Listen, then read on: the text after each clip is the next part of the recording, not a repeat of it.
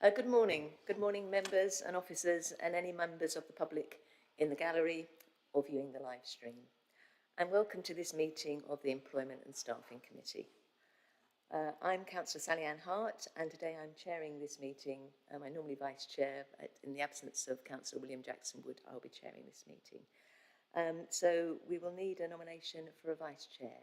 Do I have any proposals? Yes, Councillor Sunita, hands raised. Thank you, Chair. May I nominate Councillor Anna Bradman, please? Thank you, thank you. And do I have someone to second that proposal? Yes, Councillor Richard Stobart. Chair, I would like to second that proposal. Thank you. So Councillor Anna Bradman, if you'd like to come and join me, and we'll be vice chair in this meeting. I'll give you a moment to climb out. Thank you everyone.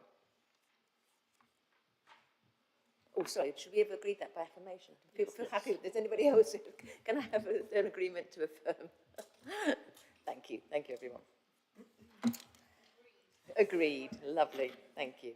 And can I just remind those in the chamber that this meeting is being live streamed, and I don't think do we have anybody joining remotely? No. There's nobody joining remotely. So our first item on the agenda is apologies for absence. Do we have any apologies for absence? Sorry. We have an apology for absence from Councillor William Jackson Wood. We have Councillor Eileen Wilson attending in his absence. Thank you, Eileen. And move on to item 2 on the agenda, declarations of interest. Do any members have interest to declare in relation to any item of business on today's agenda? No? Thank you. And just to remind members that if any interest subsequently becomes apparent later in the meeting, please could you raise that at that point. So moving swiftly on to item 3 on our agenda. It's the minutes of the previous meeting. Do members have any suggested amendments relating to the accuracy of the minutes of the meeting held on the 6th of November 2025? No? Thank you. Looks like everybody feels happy with those, so I move approval of these minutes as a true and accurate record. And I'll assign those later. Is that okay? Yeah, we'll just do it. Lovely. Thank you. Thank you. Move on to item 4 on our agenda, public questions. And I believe there have been no questions received from members of the public for this meeting. Yeah, correct, Chair. No public questions received. Thank you. So just move on to the main part of our meeting now, the various statements and information for us to note. So item 5 is the pay policy statement for 2026. And I believe, Helen, you're going to present this to the committee? Thank you. Good morning, everyone. So I am presenting the pay policy statement for 2026 and requesting that the committee agree for it to be referred to full council for approval to be published. The pay policy statement outlines the pay and benefits of our highest paid roles, and these are consistent with previous years. The pay policy statement also has our gender pay gap, which is marginally in favour of females. The gap has slightly reduced since last year's figures. The differences between the mean and median figures suggest that this is in relation to role distribution and grade concentration rather than unequal pay for equal work. The higher median gap indicates that a greater proportion of female employees occupy roles at or above the organisation's mid-pay levels, whereas those male employees are more concentrated in the lower paid roles, such as our refuse operatives and drivers through the shared services. This year, following the commitment under the Anti-Racism Charter, we have also published ethnicity pay gap figures. This figure was marginally in favour of white colleagues. However, we're already undertaking a number of actions to increase inclusive recruitment practices, and will undertake further monitoring to continue to address actions to support wider inclusion strategies. The last point that I wanted to make was I've noticed only this morning a typo on page 14, the second paragraph talking about employer contribution rates, and there's a word missing. So it says the employer contribution rate from April 26 is 18.6, and it should say the council currently contribute 17%. So apologies if that didn't make sense. Thank you. Thank you, Helen. Councillor Anna Bradman. Thank you. Could I just ask, on page 6, in paragraph 6.1, you're talking about the national living wage at £12 an hour. But in paragraph 1.2, we're referring to an agreed minimum hourly rate of £13.50 based on the national living wage. Is that because it's prorated up? So this one is this year, and this one is talking about So the one on previous year. 1.2 is 2026, 27? 25, 26. 26, okay. And the one at 6.1 is referring to 24, 25. Correct. Okay, lovely, thank you very much. Thank you, Helen. Thank you, Helen. Thank you for carrying that. Thank you, Councillor Bradman. Members, if we have any questions or comments, can I just remind members if we can ask questions one at a time so I can keep track, and also if we can preface any questions or comments with the relevant paragraph number and page number, I would find that very helpful. Yes, Councillor Heather Williams. Thank you. So I have two questions.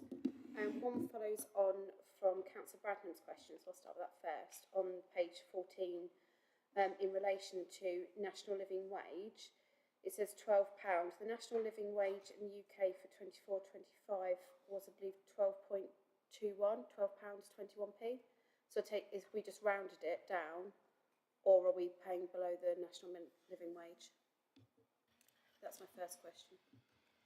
Helen, are you able to respond? We don't pay below the national living wage that I'm aware, but I would have to investigate that. Thank you. And yeah, Councillor, do you have a second question? I do. I know it's only 21p, but they all add up. Absolutely. So yes, we could look into that. The other question I have relates to the page 12, part 2.1 with the golden hellos. There are also things that have been used in the past called golden handcuffs. Is that not included because we don't use them anymore, or is it sort of just generally categorised in the golden hello terminology?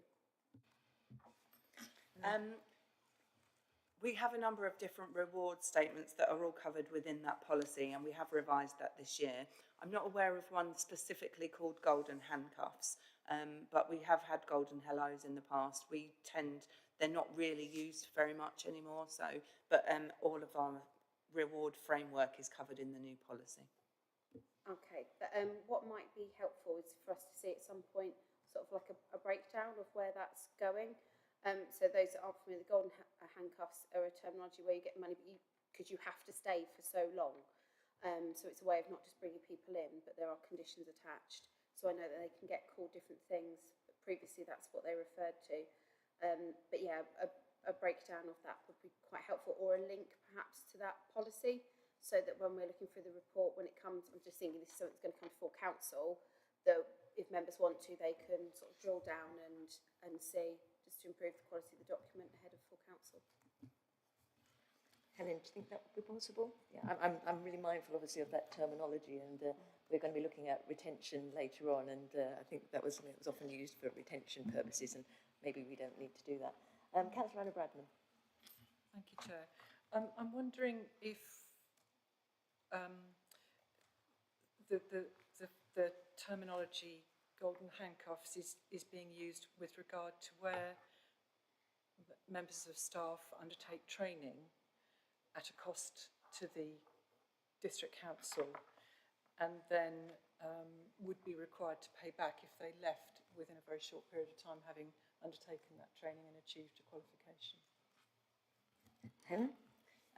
So we do have training agreements whereby if we fund significant professional development, that we require people to reimburse the council for that money if they leave, as you quite rightly point out, within so long of them completing their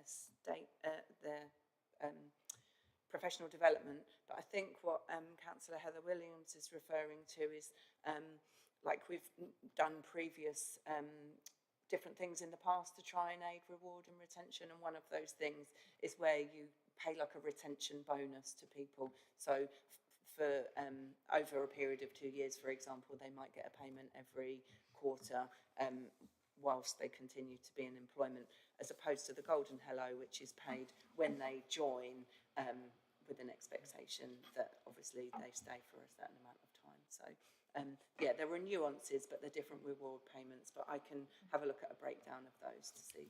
Thank you, Helen. I think that'll be really helpful. I noticed that the point that Councillor Bradman made is picked up on when we're looking at learning and development in terms of training and the expectation that people leave. Yeah, there's a payback. Lovely, thank you. Just also wanted to thank you, and I'm just mindful from the minutes from the previous meeting, it said and mentioned a discussion about requests from members about items in the reports, and I see that some of those have been included later on, and I imagine you'll highlight those for us, but thank you for that. Yes, Councillor Richard Stobart. Chair, thank you. This is really just a comment on pages 15 and 16 of the report, which successively introduces mean, median, and a kind of distribution over the quartiles of the pay, and it's so clearly explained. I have to say, this is very basic statistics, but on the other hand, for those who aren't so experienced in use of statistics, or it's a long time ago, I think it comes over very well and explains some of the structural aspects of the pay distribution. So that, I think, is to be commended, and possibly, Helen, this has appeared in reports before, and I haven't noticed it, but because of the distribution, senior female appointments and a bias in the male working population to the lower grades, I think all that comes over very clearly. Yeah, please do this again, and I suppose use this as a basis for explaining any differences that might take place as things proceed. So, thank you. Thank you. Councillor John Williams. Thank you, Chair. Going back to the national living wage and the national minimum wage, I think there's might have been some issue here regarding the difference between the national living wage and the national minimum wage. The national minimum wage for I'm looking at the Low Pay Commission here, and that was £11.41. So we are not paying below the national, at £12, we're not paying below the national minimum wage. Chair? Thank you. Yes, yeah, Jeff. Yeah, I think that's correct. The £12.60 that Councillor Heather Williams talked about, I think, is the real living wage. And we don't pay below the real living wage either, due to our agreements with the union. So that's the £12.60, and the national living wage was £11.44. So yes, you're correct. Yeah, I just wanted to make sure that everyone knew we weren't breaking the law. Thank you, that's very reassuring. Councillor Eileen Williams. Thank you. I'm looking at the contributions towards the final salaries, or the career average scheme, and I'm wondering about the take-up. Oh, sorry, it's page 15 here, and the paragraph is part 4, paragraph 4.1, the local government pension scheme. I was just wondering about the take-up, because I know it can be tempting for people, especially on lower earnings, not to want to contribute to the pension scheme, but it's very important that people are encouraged to be part of the pension scheme, because the state pension will not cover their needs when they get to retirement age. And I was just wondering about the take-up, and if there's a pattern between lower paid and higher paid people of take-up, and whether what remedy there is if people are trying to opt out of the local government pension scheme, because I think it's important that people are encouraged to be part of that pension scheme. Thank you, Eileen. Helen, did you want to comment on that? So yeah, obviously everyone is automatically opted in now through government legislation. I don't have the numbers to hand about people who have chosen to opt out, but we aren't even allowed to provide them with the opt-out forms anymore. So they have to go directly to the pension service in order to opt out. Yeah, we obviously do a number of things to encourage people and provide those people to opt in, as we recognise how important it is. They also provide a 50-50 scheme. So for those people who are considering whether, it's affordable for them, there is an alternative whereby they can still put half of the amounts into that scheme. But we also provide additional voluntary contributions as well. So for other people, there are a number of ways for them to save for retirement. Thank you. Did you want to follow up on that at all, Councillor Wilson? No, that's fine. Yeah. I'm just wondering if, members, and I don't know if Helen, if it is something that was causing some concern for the council, that, as you say, if some officers didn't feel able to contribute, if that is something that you would flag up. I can have a look at it. Yeah, lovely. I think that would probably be reassuring. Thank you. Councillor Richard Stobart. Just a comment and question about AVCs, because AVCs are a very good way of some ways maybe correcting for issues in the past, to build your pension, or simply to, build the value of the pension. We'll be able to, can I ask what's the rate of take-up, and are there any barriers to people, engaging with AVCs? Helen, are you able to comment? Unfortunately, I don't know the specific numbers of take-up, but I can have a look. I think it might be something. It's a question that's come up, and in terms of just having an overview of, are there concerns in terms of level of take-up, or in terms of additional contributions. It might be an interesting paper maybe for employment and staffing.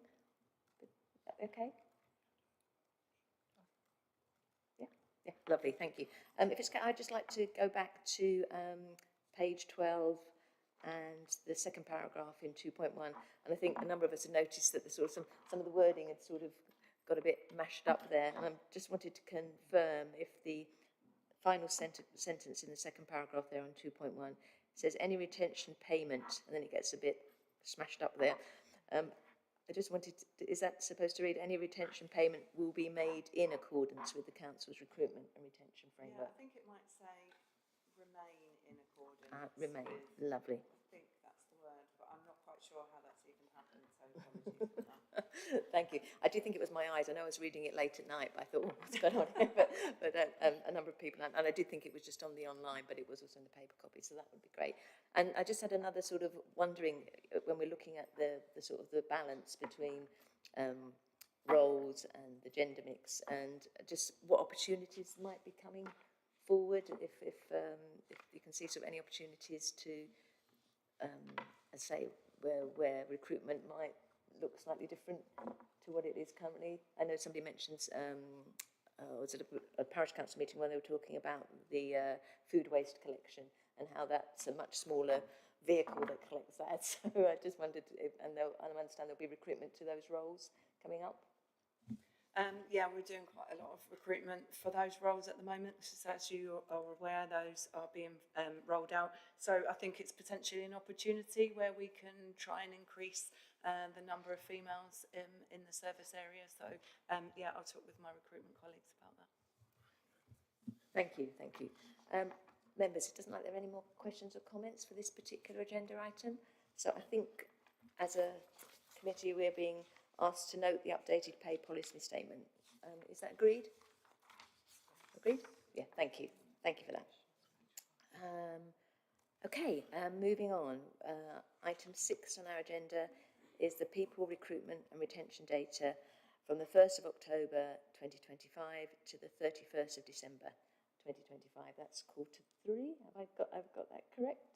Sorry, Helen. Yep, no, sorry. I thought it was the other way around. Okay. Yep. So I think it's over to you again, Helen. Yep. Thank you. So this report shows strong recruitment activity over quarter 3, and recruitment remains strong, with application levels remaining positive for the majority of roles, in particular those that are customer facing and entry level. and turnover remains low. We have made some changes to the report following feedback from members at the last committee, and had a discussion with Councillor Hart about some of the other changes that were recommended and how we want to take this report forward. Because of the focus on recruitment and retention, we have decided to split this report out from the sickness stats, and now we are working with my team to look at what other things that we can include in this report for future reporting. Average application numbers increased slightly on last quarter, and we have highlighted within the report, as requested by members, some of those roles which attracted higher numbers. One of them was like the refuse loaders role that was advertised in the South Cambs magazine, so obviously a different mechanism for us to use. One of the harder to recruit roles was one of the surveyor roles. These is a specialist skill role and reflects national sector shortages. That's quite difficult to say. But we also had to follow that up with going out to alternative sources such as recruitment agencies to find and fill that role. So we continue to review our recruitment policies to support our managers, including things like AI and how we can support managers to use AI effectively in recruitment. I know it's something that we talked about at the last committee meeting. Yeah, and we are trying to balance the positive aspect of using AI, which we are encouraging all of our colleagues to do to enable efficiencies, but balancing that with making sure that we are really testing the skills of candidates that are applying for our roles. We have also changed our exit interview approach to in-person, as I think we've discussed a couple of times with members at this committee. We have had some initial positive feedback, but given our low numbers of leavers, we don't have enough feedback to share in the entirety just yet, because obviously that would make the numbers identifiable. So we hope to be able to share some more of that information with you next quarter. Thank you, and yeah, really appreciate taking on some of the feedback from members in terms of the presentation of the report and the appendix and the content. So yeah, thank you for that. Members, do we have any questions or comments on this agenda item? Yeah, Councillor Heather Williams. Thank you. So my question relates to page 24, paragraph 4.1. Says there were 17 voluntary leavers in the quarter, 6 employees completed the leaver questionnaire. And I do appreciate it is really difficult when people are leaving. And I know in person, I think it's better to be able to give that option, but that's still quite low as a percentage. And I'm just wondering, are we looking at do we know of other councils or other organisations that are able to get higher and try and learn some lessons there? Because to me, that is a big key. We need to know, some people leave because it's career progression and things like that. People leaving is not necessarily a bad thing for them as an individual, but equally, it does worry me that so many people don't want to share their experience of working at the council. Helen, did you want to comment on that? Yes, sorry, I should have been clearer. We changed the process halfway through the quarter. So those 6 onlines were at the beginning of the quarter. So we've only just started implementing that towards the end of last quarter and into this quarter. So that information should come through. But yeah, I totally understand. And the other thing that we've done, so we have a number of different touch points for surveying staff. So we do the post-induction survey that we've got also reported in this report. We do something called colleague insights. So we pick a particular team and we go in and we ask them questions. So what we're trying to do is to align all of our touch points to have similar themes so that we can really gauge like those different touch points within the employee life cycle. So we appreciate that the numbers were low, and we're hoping that these changes will improve that, and it should be able to give us some really both qualitative and quantitative information following exit interviews, and we're really hoping that the in-person will help us provide an improved experience and data in order to inform us for future. Yes, sorry, yeah, did you have another question or comment? Yeah, Councillor thank you. One thing that when I spoke with somebody about this, who I knew that was leaving, and encouraged them, please make sure you do, because I think as well people sometimes need encouraging into it. And one of the concerns was about references. So is it really clear to people that whatever they say in their voluntary interview will not impact the reference that is given to their new employer? Because I think that's something that I know there's lots of protections against that, but not everybody that sort of not everybody that's not in HR or got that sort of background would necessarily know, and they might be worried to say something and thinking they might get a bad reference if they say something that's not want to be heard, and that was the main driver for them why they didn't want to take part. I think that's an interesting point. Helen, any comments on that? It possibly isn't as clear, but it definitely doesn't. Our policy is to provide standard employment references to everyone, so they're, we only provide key dates and their job titles anyway. But we can make sure that is clear when we send out the form. Thank you, appreciate that. And I'm mindful, we're gathering more and more data on this, and I'm thinking maybe further down the line we might be able to even say who's more likely to complete an exit interview. I mean, I imagine if I was swanning off to another job, I might not prioritise that. But and people retiring maybe, they may not do that. But I think it would be interesting, and it's all education, isn't it? We're learning, and we're helping staff learn that this is a voluntary, but it could make a real difference to practices going forwards. Thank you. Yes, Councillor Sunita Hanraj. Thank you. If I may just comment, exit interviews are confidential, are they not? Yeah, and it's separate from any references put down as job applications. And the references that an employee would put down is having first discussed it with the person they want to as a reference. So these two things are separate. That's just what I wanted clarity on. Correct. Thank you. Thank you, yeah, thank you. Councillor Anna Bradman. Thank you. I wanted to just check, as Councillor Heather Williams mentioned, 17 voluntary leavers in Q3. And then these numbers, we've got 6 completed the questionnaire, but then the numbers that we're given are more than 6.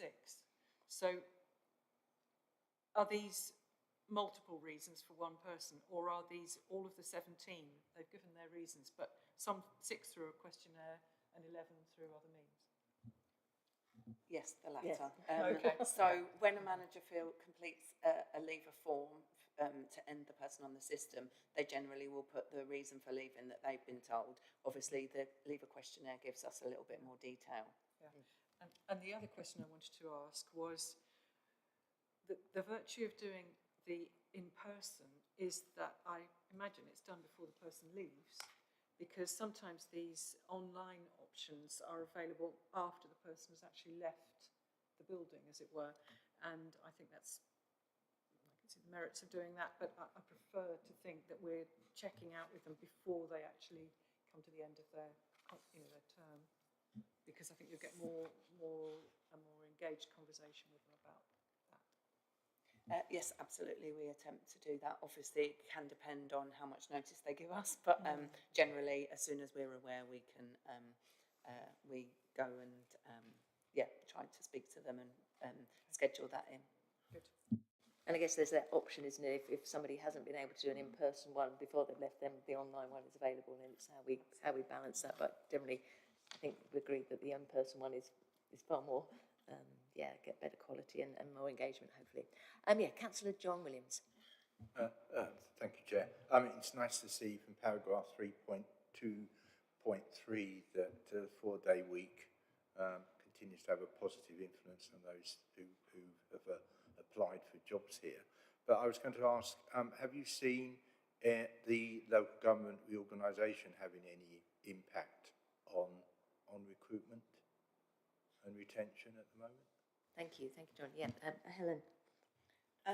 Not specifically at the moment, but it's something that we're keeping an eye on.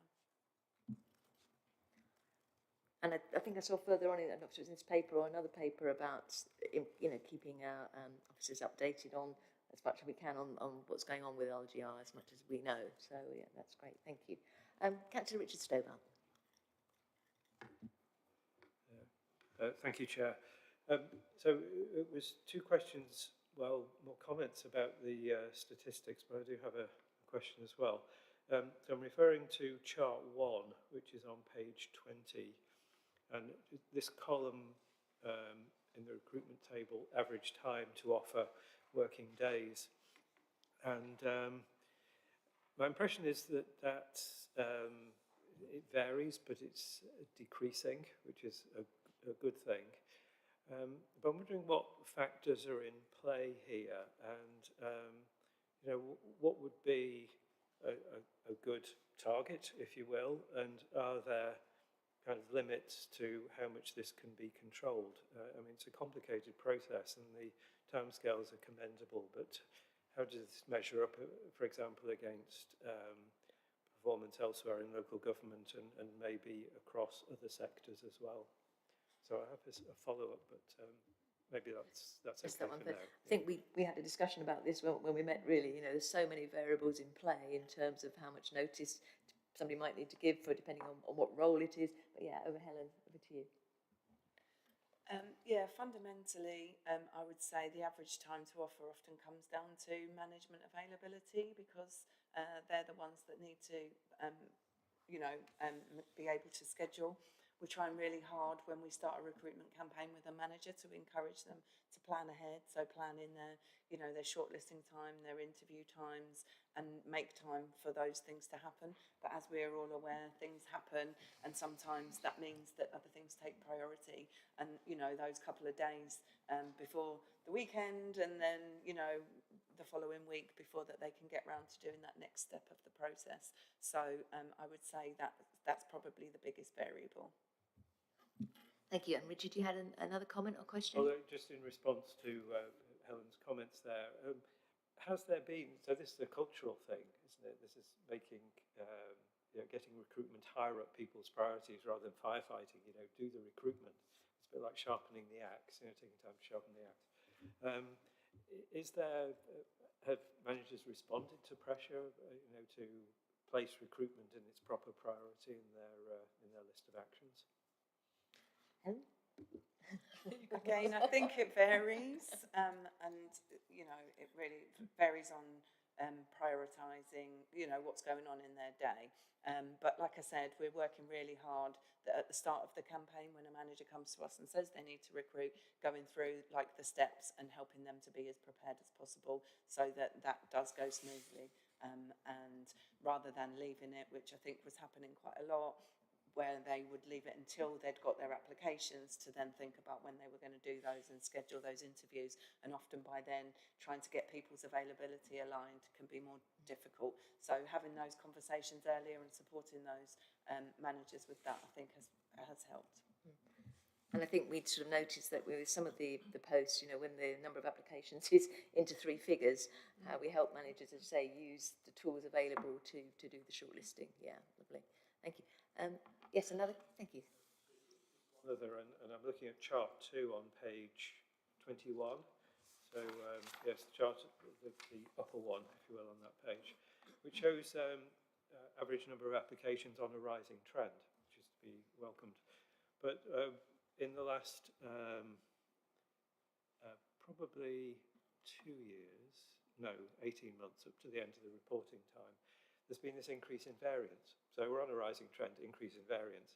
I was just interested whether there were any observations on that. So we see higher peaks, which is to be welcomed. And in fact, the troughs represent higher than previous year's performance. But I'm interested in possible explanations of that degree of variance that we see. Helen? I'd probably suggest it's the market, really. So we're looking, you know, I think it's probably nationally. So local government has found areas that are hard to recruit. There's the LGA have just supported the national recruitment campaign again through January 26, which is a repeat of the campaign that they did last year. So, you know, factors such as that can have an impact, and these entry-level roles and apprenticeship roles, you know, are becoming much more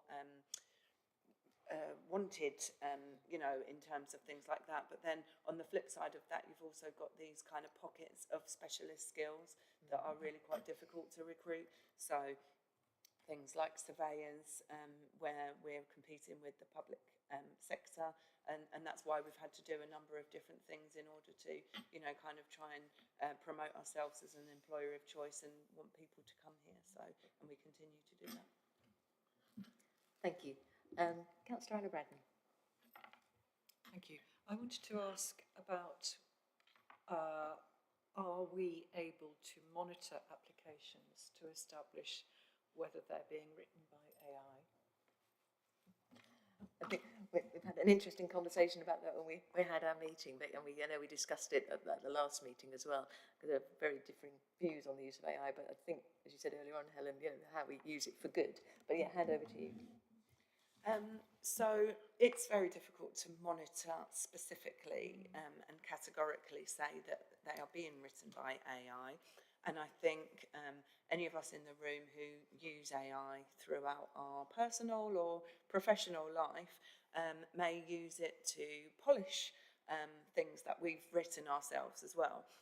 So I think we need to be mindful of discounting things that potentially have got an AI use in them, because we would want somebody that's capable and confident to use those skills in the workplace for efficiency purpose.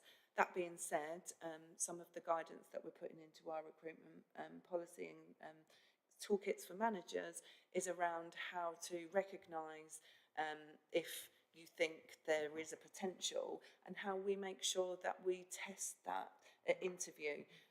It's very difficult to, you know, completely test it. Obviously, if the application makes no sense to the job that's being applied for, potentially, you know, the person has used a generic kind of application form, but they probably wouldn't get shortlisted. So it's really important to make sure that, I've done a recent recruitment campaign, and we were very much trying to make sure that we were testing the candidates on their experiences, so that we could understand where they've put very good examples, whether they can talk around those. And if they can talk around those, then the chances are that it's a real life experience and not something that AI has created. Yes, thank you. Yes, yeah, follow up, Anna. So from my very long ago applications for jobs, one of the key things you had to do was pick up the keywords in the job description and the key capacities that you were expected to have, and to transpose them, you know, into your application and give examples of how you could demonstrate that you could do all that. And I can just see AI being quite good at doing that. So I'm reassured to hear that you are testing the examples that people give you, because you can just imagine, you know, AI, pick up all the keywords, put them into my application and give me an example. So, you know, I think that does need to be tested in person. Thank you. Thank you. Councillor Eileen Wilson. This is a general question, so not related to an actual paragraph in this. Some years ago, I was part of a task and finish group at this council looking at more recruitment of people with various disabilities as an untapped pool of potential staff. Have any advances been made in that so far? Apologies, Eileen, I just missed the last bit of that. My hearing's not that great today. I just wondered whether any improvement had been made in the numbers of people with disabilities being recruited. Yeah, Helen, over to you. So we are Disability Confident accredited, and we're doing a number of amendments to our website. We're also provide inclusive recruitment training for all managers who are recruitment managers. And the other thing that we're looking at is around the kind of ADHD and autism spectrums, and a lot of the guidance suggests that having questions on your website or providing questions in advance can be really useful for those people. And I think for particularly entry roles such as apprenticeships, the confidence around those, which I appreciate opens up something else aligning to what Councillor Bradnam just alluded to in terms of making sure you're testing those if people can prepare. But I think it's really important to kind of try and level that playing field. So it's something that my team are looking into at the moment, in able to support people with those disabilities. Thank you. Thank you. And you know, Helena, we spoke well about, you know, it's a voluntary process, but the people declare information about themselves. So you've got to really balance these opportunities to help people feel safe enough to say what it is they need and want, and know that it's not going to be, it's going to be treated fairly. Thank you. Councillor Richard, did you have a question? Sorry, I might have missed. I saw. Chair, you read my mind. oh, thank you. So in the context of sickness and absence, I was wondering, we are collecting more data, and there's some comments on availability of more... Sorry, Councillor Richard, can I just check, does this just relate to item 6 or item 7 and absence data? Page 31, so that's sickness and absence data. We've moved on a bit. We haven't quite just finished this agenda item, I think. I may be wrong. We're still on item 6. We're on item 6, the people recruitment retention. Yes, I'm sorry. That's absolutely fine. Is it okay if we hold on to that one until we get to that report? Absolutely. My apologies. Perhaps you were reading my mind, thinking that I'm further on. Thank you. Any other questions or comments? I think as a committee we're tasked to note this report. So can we say noted? Noted. Thank you. And thank you very much, Helen, for that. And thank you, members, for those questions and comments. Okay, so we're now moving on to item 7 on the agenda, the people absence data from the 1st of October 2025 to the 31st of December 2025, which again is quarter 3. And I think, no, this is you, because Josh, lovely. Over to you again, Helen. Yes, so thank you. There has been a slight increase in sick days per FTE, particularly in the Shadeway service since quarter 2, from 3.55 to 3.95. This is in the majority due to long-term sickness. This, in the main, was due to colleagues undergoing treatment or recovery for conditions not related to work. So over half have returned over quarter 3 and expected to return over quarter 4. Outside of shared waste has increased slightly but remains consistent. We also have to recognise that this time of year often there's lots of flu and sickness bugs, and that was one of the highest reasons for absence in quarter 3. We did have 143 colleagues who opted to get a flu vaccination through and paid for by the council, so that's positive in terms of prevention, and we're expecting our Infinistats data to be available to benchmark against other local councils next quarter. Lovely, thank you, Helen. Members, shall I come to you first, Councillor Richard Stovard? Page 31, I think, yes? Yes. Thank you. Well, I was just referring to, in fact, Helen has kindly introduced that, the more data coming as for benchmarking. But my question concerned the assessing the effectiveness of interventions. And so flu vaccinations is an obvious one. Did that work or not? And sometimes the evidence is kind of anecdotal, and sometimes it can actually be measured. So measuring the effectiveness of an intervention would be great. Also separating out the long-term sickness, which is influencing some of the data we're looking at, would also be helpful. Now, we're dealing with small sample sizes, and doing the kind of things I'm suggesting is difficult with data at this sample size, but I wonder if there are any ideas around for how we do separate these effects and judge the effectiveness of an intervention. Helen. Yeah, you're quite right. It's really difficult. I mean, something like flu, for example, the flu vaccinations. I'm not aware that we kept a record because it wasn't necessary of who had a flu jab. So benchmarking that against who ended up off with the flu, but equally we are aware that potentially, like using the flu jab as an example, sometimes that just reduces the length of time that you are, very significantly ill. So again, that can be different. So it is quite difficult, but we continue to look for opportunities to provide intervention for health and wellbeing across the organisation. And we have just agreed to do our next wellbeing survey in April, so we're hoping that we can include something around really what colleagues would find beneficial in order to support their health and wellbeing in the future. Thank you. Catherine Stubb, did you have anything else you wanted to add? Just a comment. One of the things that, and it's completely unrelated, so it just happens that internal audit is looking at causal analysis tools, and I just wonder if there's some crossover here. Causal analysis being just relating cause and effect in order to identify the effect of an action. It may be a qualitative judgment, but it may be possible to make it quantitative as well. So that may be a synergy that could be explored, but just an observation. Thank you. And I'm just curious, how long has the council been offering free flu vaccines? Do you know? I'm just wondering if we've got any way we can go back in time and, I don't know, and see. But it seems not to be off the top of my head, but it has been quite a long time.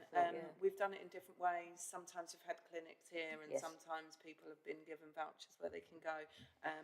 I'll see if we've got any data, but I'm not entirely sure. Yeah, but it's one of the groups of, as you say, in terms of wellbeing and health tools that the council offers. So it's looking at that whole suite.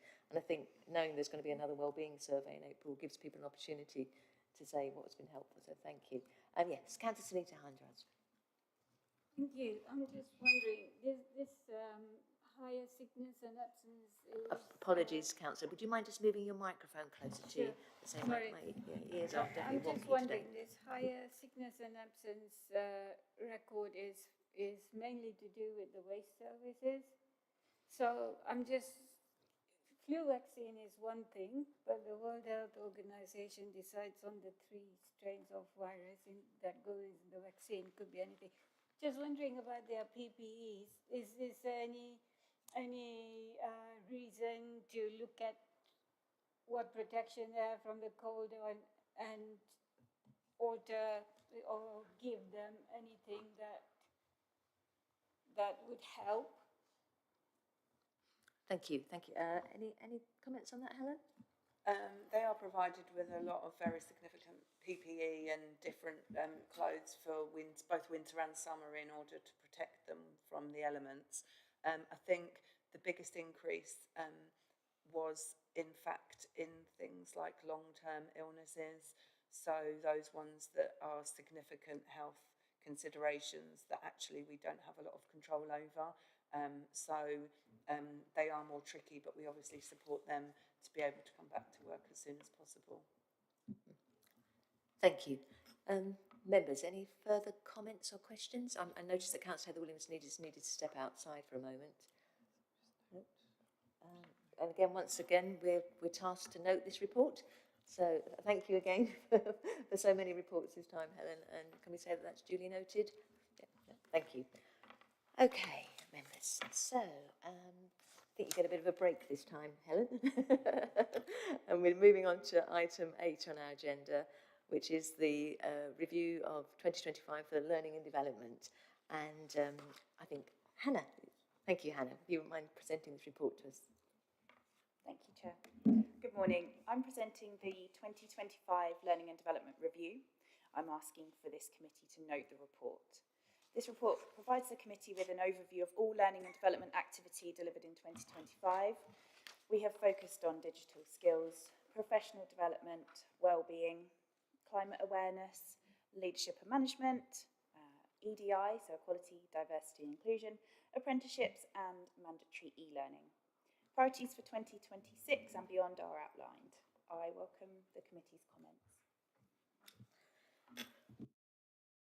Turn my microphone off. Lots of opportunities there for learning and development, and I imagine some will look more attractive to some people than others, so it's interesting that in terms of the take-up. But members, do we have any comments? Oh, Councillor Anna Bradman. Okay, thank you. So, so two different things. One is that I'm encouraged to see, so thank you very much for the report.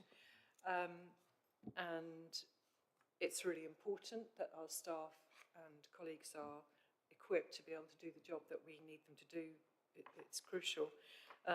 So one of the things I wanted to pick up was I'm very encouraged to see that you're doing in paragraph 2 on page 35, early planning for local government reorganisation, because I think this is so important. We need to have people able to pick up responsibilities that were previously held with other authorities, and likewise sometimes to relinquish some, so we need to have a staff who are ready for change. And it's not just the particular areas of work, it's the awareness of how the work that we have always traditionally done in this district council feeds into work that's done at county council, and when we become a unitary, those skills need to be shared. So I'm really glad to see that you're doing that.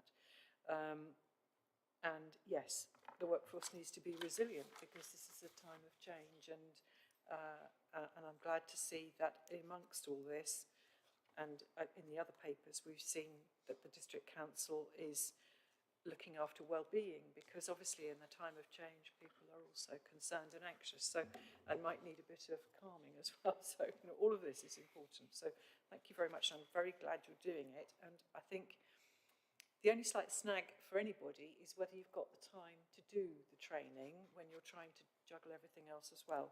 So I just wanted to sort of ask a little bit of a question about our staff having enough time to do all of this.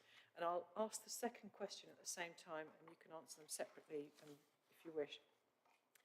This is really encouraging. I would just like to understand whether members are being given the same opportunities for learning, to understand how their roles might change and how their work with the district as district councillors might change over time, and how they're being supported as well. Thank you. Hannah. Thank you. So, to your first question regarding staff having enough time, we're very conscious that when we design learning, that we're considerate of colleagues' time. So we will use a variety of delivery methods to support people to learn in a way that suits their availability of time. I think, we're conscious that things have changed in the workplace across the years, and there is less time to spend days and days doing learning, and so we have to be more concise, we have to be more dynamic with the way that we deliver learning. And I think that's reflected in the uptake of e-learning across the organisation as an example. And to your point about members learning, I understand that our Democratic Services team are developing a programme for councillors, so they probably will be able to advise on what that might look like. But our members do have access to our e-learning platform Skills Hub, so they can access learning that way. Yes, sorry, Hannah, did you have a follow-up? Yeah, thank you. I'm interested that learning for colleagues is delivered by the people team, but learning for members is managed by DEM services. It just seems either a duplication of effort, or that perhaps something different is being delivered to members when maybe we need the same. May I take this? Yes, sorry, Aaron, over to you. In your democratic services role, yes? My democratic services role, yes. Thank you very much, Chair. I mean, I'll just try and outline this. I mean, it's been done this way for a long time. The reason for that was considered that democratic services would be in a better position to know and understand what it is that members need to fulfil their role, and obviously that we have direct contact with members on a very regular basis, so that members can inform us what it is that they are looking for from their training program as well. And just to reconfirm what was said about the upcoming programme. So there is a draft programme that is underway at the moment and is just getting some feedback. Obviously with the upcoming district elections, we have our eye on doing an induction programme for members as well. So obviously that's all part of it at the moment. So yes, there is a programme that's upcoming. Thank you, Anne. Hannah, is that okay with you? Lovely, thank you. Sorry, to add to that, the people team and others around the organisation are collaborating with Dem Services colleagues, so it's not a separate endeavour. Yeah, so it's good to have things joined up, isn't it? Yes. Thank you. Welcome back, Councillor Williams. We're on agenda item 8, learning and development. And do you have a comment and question? Yeah, it was just, I probably should declare before I say it that I'm an LGA member peer.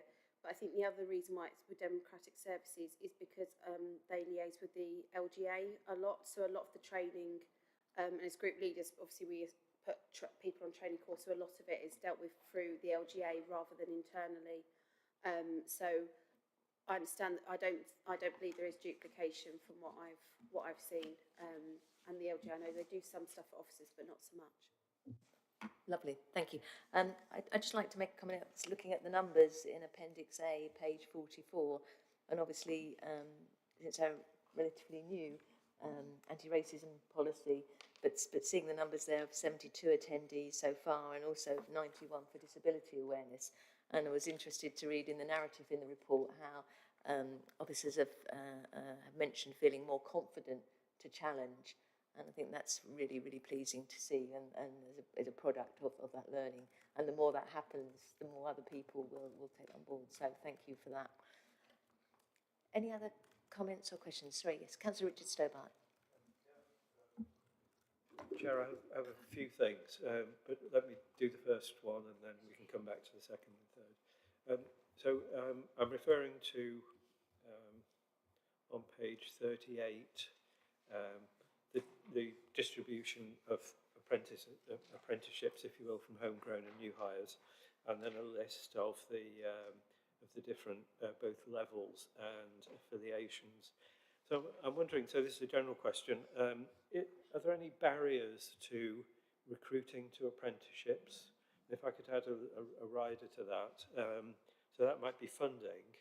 And I think in the RTPI, Royal Planners Institute, that is quoted later, there's talk of funding issues around training through apprenticeships of town planners.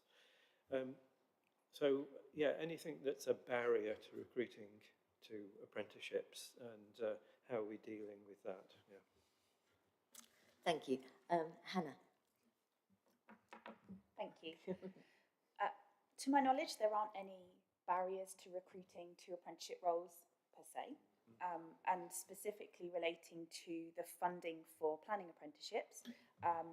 You may be aware that there is now very limited funding for level 7 apprenticeships. So it's a change to the government funding rules from the 1st of January. So this means that we can only offer level 7 apprenticeships. So those are the postgraduate apprenticeships to those who are younger or are care leaver. So that really limits the pool of people who that might apply to. Whereas previously we've used those apprenticeships to upskill existing colleagues across the spectrum of age. However, there are other routes. For example, Pathways to Planning, which is an LGA scheme that funds an apprenticeship, and our colleagues from planning are exploring that route as an alternative now that the level 7 route is no longer available. Thank you, Hannah. Yes, Councillor Stobart. No, that's pleasing to hear, because that level 7 apprenticeship, going from postgraduate to postgraduate, essential. I mean, we're asking a lot of our planners. So to have those routes accessible well, I'm just preaching to the converted here, aren't I? I think that's very important. And any opportunity to take to fund and encourage that career pathway, I think, is to be welcomed. Yeah. And it's that sort of, again, that forward thinking is in terms of future proofing. Yeah, the council, lovely, going forward. Yes, Councillor Braddon? No? Oh, sorry, second question. Could I just come back to a point that Councillor Bradnam raised around LGR? And I think that equipping for new skills and so on, that's commendable. But any time of change, the pressures can be emotional and, it's just encompassing the whole person. So the question I had was, are we dealing with that as well as just the, if you will, the mechanical skills that might be needed, the kind of emotional and group support and that kind of thing that is so important at times of change. Yeah. Yes, I mean, I think there's all sorts of unknowns there, and as well as the skill set, dealing with the emotional well-being fallout from that. Yes, Hannah, did you want to comment on that? Only to agree with you, yes. There's a lot of unknowns at the moment. We are starting to consider the types of training that colleagues might like or might need in preparation for LGR. And absolutely, to your point, that will encompass both the technical skills, the practical skills, but also the emotional support. And that could take a number of different roles and modes depending on the person and what's needed. So a bit of an unknown at the moment, to be honest. Thank you, Hannah. And I think, Jeff, you wanted to make a comment. Yes, just to let you know that the councils are setting up some work strands to prepare for LGR. One of them is an HR work strand. And one of the things that work strand will be looking at is how we continue to support our people through what can be quite a challenging process. And Helen is our representative on that work strand, so it certainly will be picked up. Thank you, Jeff. I'm struggling here to remember the name of something that I saw in the report that took me by. It was where there was a case study. Was that in this report? And can you remember the name of the... I think you might be referring to emergenetics. Yes, I am. Emergenetics. I was feeling very intrigued about emergenetics, and I dug down and read the case study. But that ability, I think, to help employees and officers value the different attributes, different ways people learn, that greater understanding that people bring different strengths and how we can appreciate those, but also tap into those. I thought that was.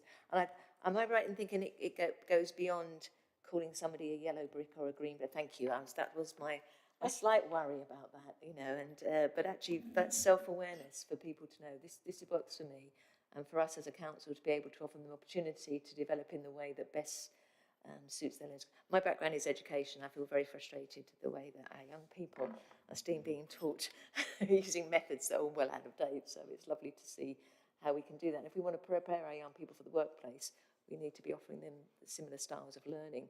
And they don't all have to sit down at a desk of the same height. Yeah, so thank you. Any other comments or questions from members? Yes, Councillor Richard Stobart. So perhaps continuing the theme of a moment ago, and the Royal Town Planning Institute. So that body is specifically mentioned in paragraph 32, so it's on page 39. And the report that's referenced, State of the Profession, gives a fascinating insight, into the kind of pressures that are on planners, and also there's an upside to it as well. How people feel about the work that they do. So there's a load of stuff, and we could comment on that. But I thought that quoting this report was a particularly helpful thing to do for the committee, because it allows us to perhaps get under the skin a little bit. I mean, we're often interacting with our planning colleagues, but this says something more about the profession. And we did touch on the need for the career paths. And one of the most telling things, well, there were two that came out in that report. One was the pressure that planning staff feel, because the sense of the officer group, they are often the most kind of exposed. They're the ones we probably most frequently invite to parish council meetings. And when you hear parish councils talk, one of the groups that they most often focus on is planning. And so I think just being aware of that this is a group of colleagues who are under that kind of, if you will, public pressure, and they're aware of it. That's particularly important. There was another thought, if you'll forgive me, I thought I'd noted it. Yeah, the comment that 1/5 of planners are intending to leave the profession is really just part of the story, and the report speaks of a lot more. So, yes, the other thing that I was just dwelling on for a moment was, of course, with Cambridge Growth Company appearing on the scene, it is planners who are under perhaps a lot of pressure, because one of the key things that's discussed in that context is how will planning work out. Now, of course, we as members are thinking about the democratic aspects, but for planners, this is real career shifting.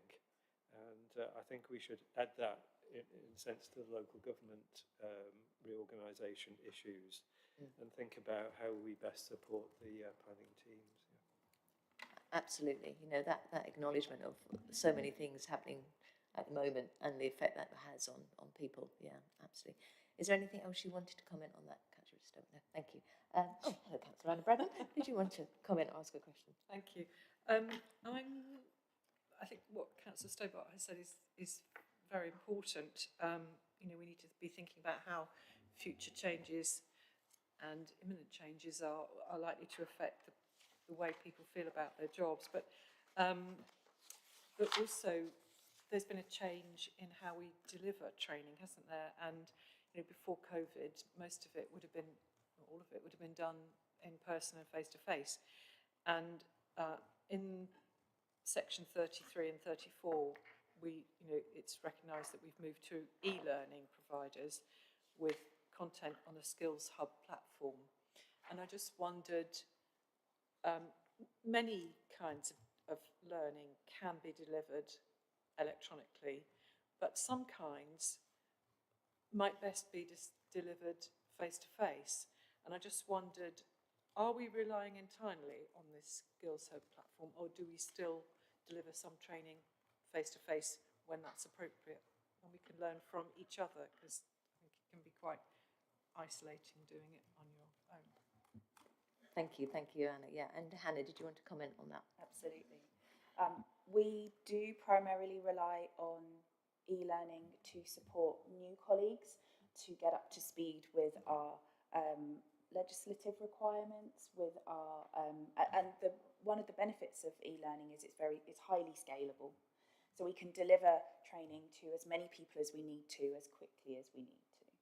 And we don't have to have a colleague in a room every week, you know, taking our new colleagues through different training. We have made a very conscious effort that not all training should be delivered that way. I'd put myself out of a job for a start. Our management academy, for example, is a development programme for managers, and that has primarily been delivered face-to-face in person, with some virtual live sessions, so over Teams, for example. And we felt that was very, very important to allow managers to come together to create a cohort, a peer group, so that they could do all that lovely in-person stuff where they're actually talking to people and getting the benefits of being in person. The same with the anti-racism training. That's virtual but live. We could have done an e-learning, but we've chosen to do it in person so that people get the opportunity to have that conversation with others, share their experiences and learn from each other.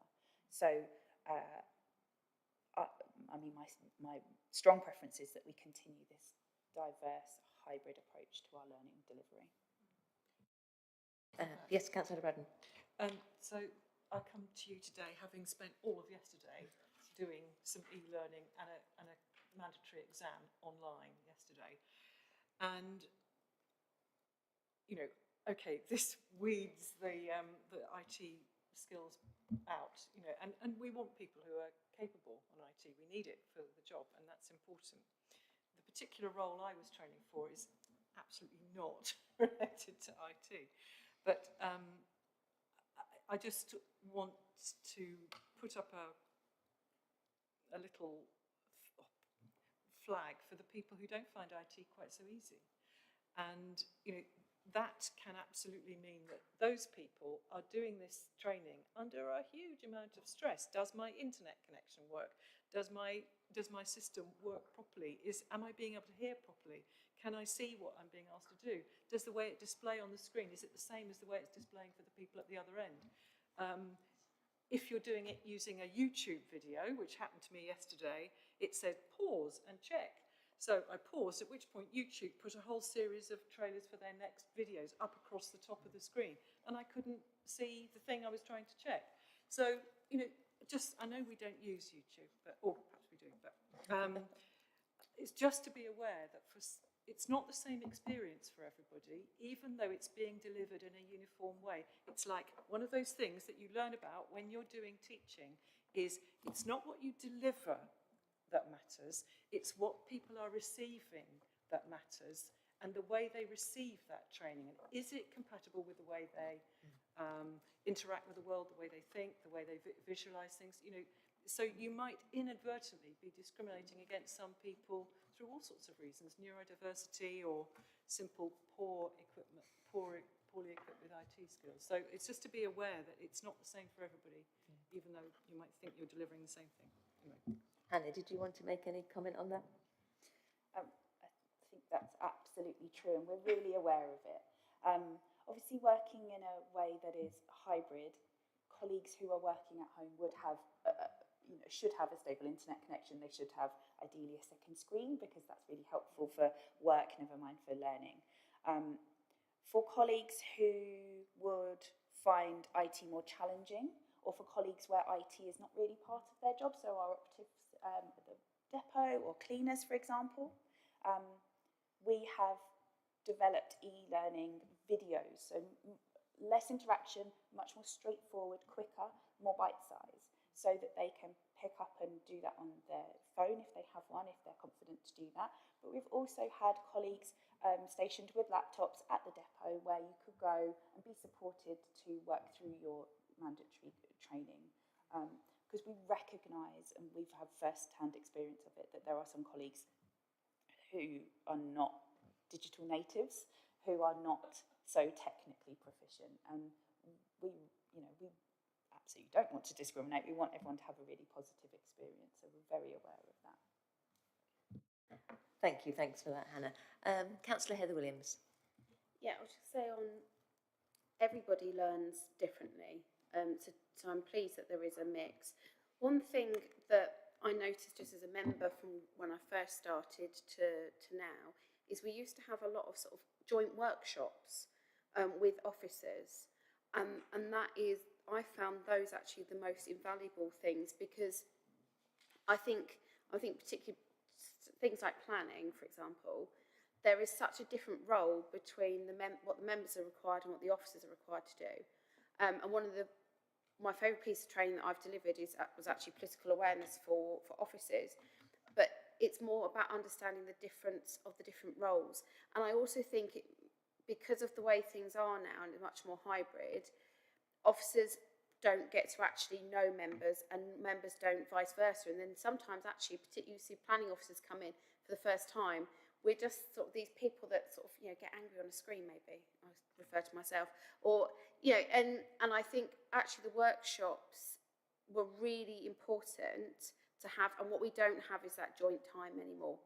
And I'd like to see that coming through, because there are some things we could learn together on, and I think that would be better to just, we have separate roles and that needs to be respected, but at the same time, I think it's become very isolated. And training was one of the good opportunities that we had to come together. The other thing I would say about the screen learning is when we get, it does become death by PowerPoint sometimes. And that's really, so I'm somebody that's dyslexic. So for me, having screens just full of loads of words, you've all moved on by the time I get to the end, and I know we get the slides afterwards, but actually would be helpful to have the slides before, because then someone like myself can take the time that I need. To be honest, I can read quite quickly if there are certain colours, and things like that.